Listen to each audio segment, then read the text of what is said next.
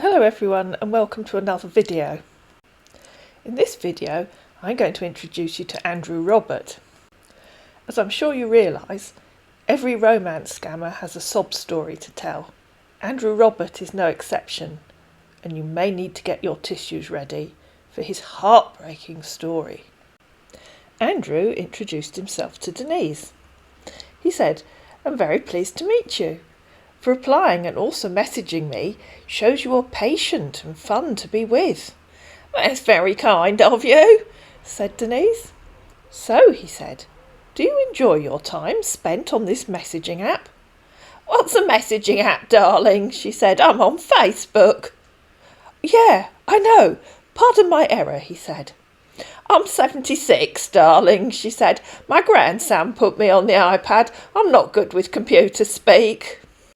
While Denise was typing that, our man was trying to find the right paragraph to copy and paste.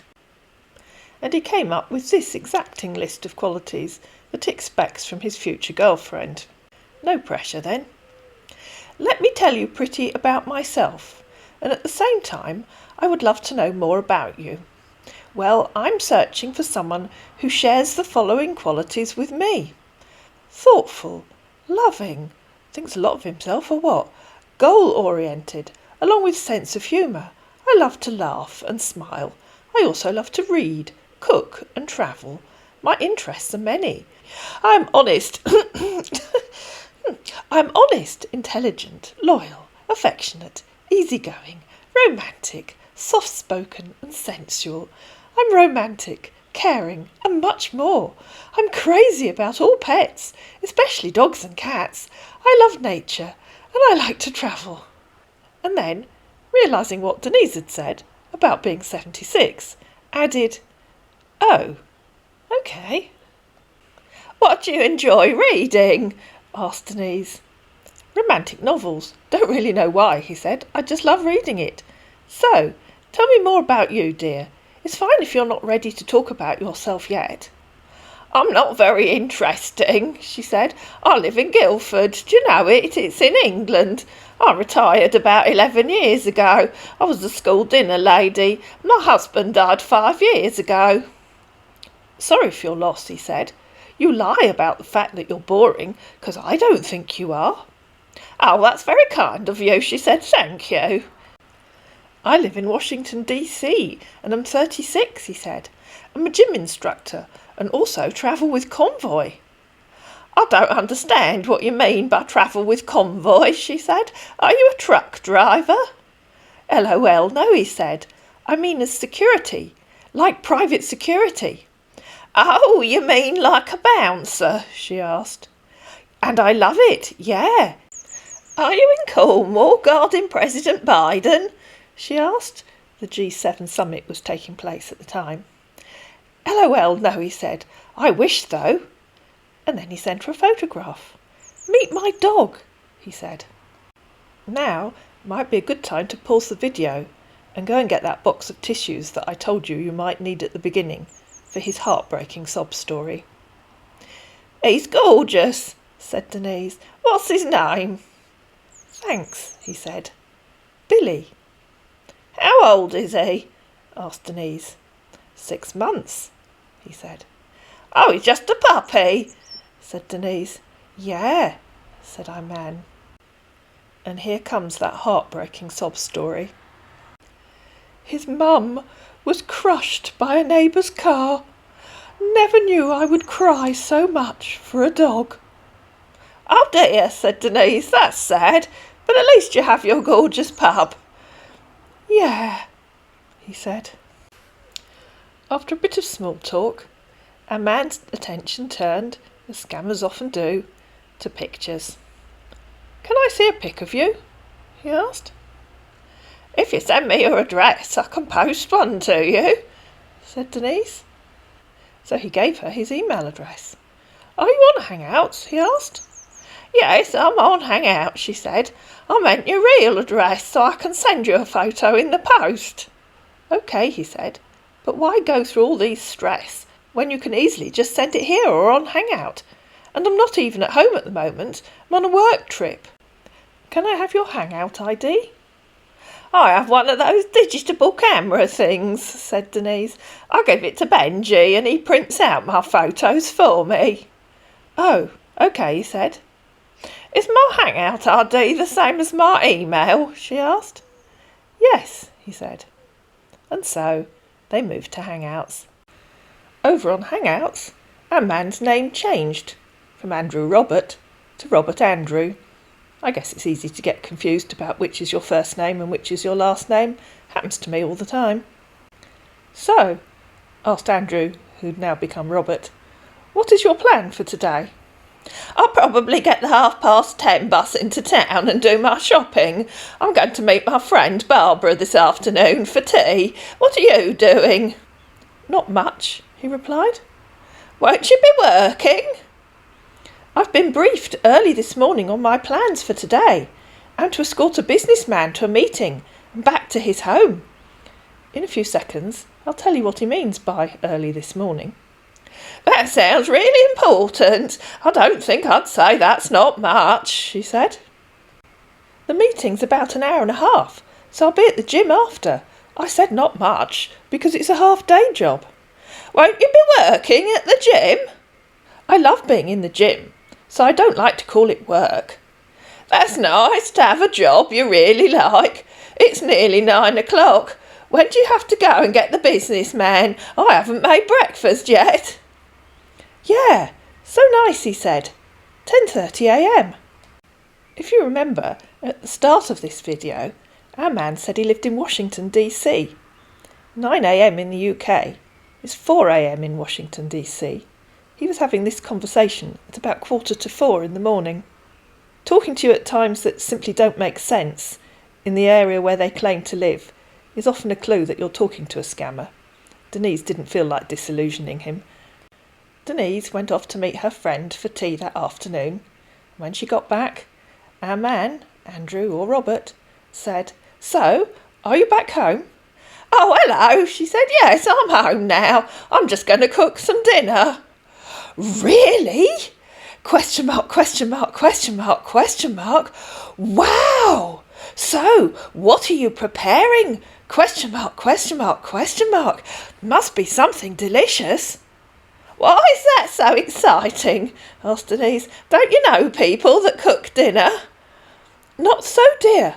I'm just trying to not be boring, he said.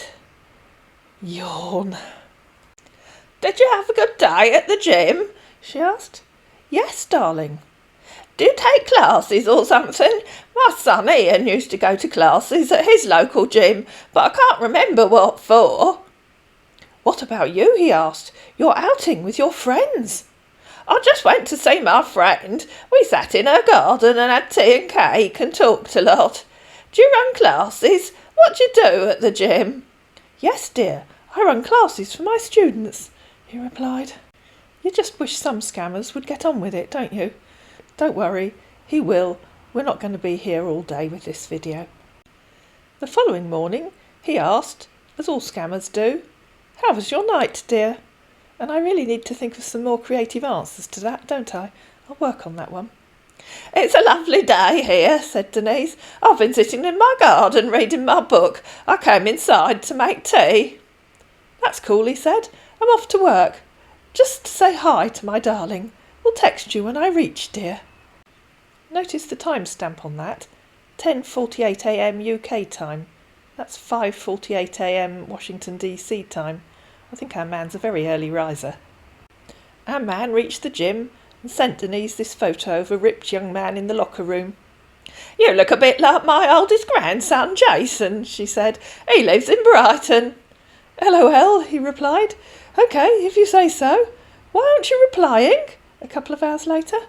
Hello, darling, said Denise, who was bored with him herself by then. So had resorted to, I've been cleaning out my fridge. How are you today? A few hours later, our man said, Stressed myself a lot. Oh dear, said Denise. Why did you get stressed? Got a lot on my mind, he said. I'm sorry about that, she said. Can I help you? You can tell me. No one else will know, darling. He said. OK, it's just that I really need to pay some debt and I have exceeded the due date." "Oh dear," she said, "I'm sorry to hear that." "I've been receiving calls which I'm even trying to avoid some, and I don't really want to be embarrassed at all." "That's not good, darling," she said. "You shouldn't avoid them. You need to talk to them and sort out some kind of arrangement. Can you borrow some money from a relative?" Answers on a postcard, please, guys. Addressed to Keep Safe on the Net. "I don't really relate with them, so I don't think they would even help," he said. "How much do you owe, darling?" asked Denise. "I'm so frustrated at the moment.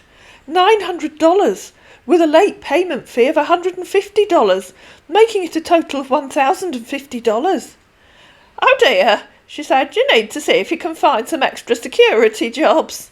"Yeah, I pray, so I'm frustrated at the moment." "I'm so sorry, darling," said Denise. "It must be very difficult for you." "Yeah, it is. I know I'm not supposed to ask this, but you can help me with any amount. You can even borrow me. I will pay back as soon as I get." "I don't know how I get the money to you, darling." "You will borrow me?" said our scammer, getting all excited at how easy this scamming lark is. "I can lend it to you," she said, "but I don't know how I'd get it to you, darling. I can't send you a cheque. You don't use pounds, do you?" "No," he said. "Do you use PayPal?" "What's that, darling?" she asked. "It's an app for sending money," he said. "I don't know what you're talking about, darling. I can go into my bank." "Like, how much do you want to lend me?" he asked. "How much do you need?" she asked. "And when will you be able to pay it back?"